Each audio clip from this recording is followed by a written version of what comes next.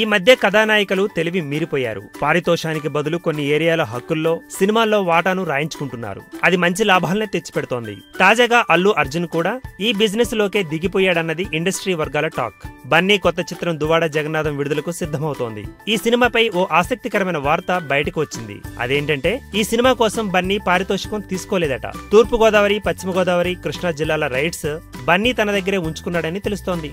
Gita arts banner లో ఈ సినిమాని ఆయా ఏరియాల్లో రిలీజ్ చేయనున్నారు. సరైనోడు సినిమా ఈ 3 ఏరియాల్లో కలిపి దాదాపు 15 కోట్లు తెచ్చుకుంది. దువ్వాడ జగన్నాథం కి మంచి క్రేజ్ ఉందిప్పుడు. దానికి తోడు మంచి సీజన్ లో విడుదల అవబోతోంది.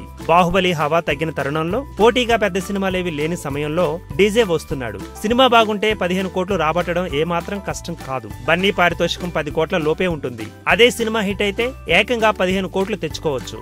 బన్నీ ప్లాన్ అదిరిపోయింది కదూ.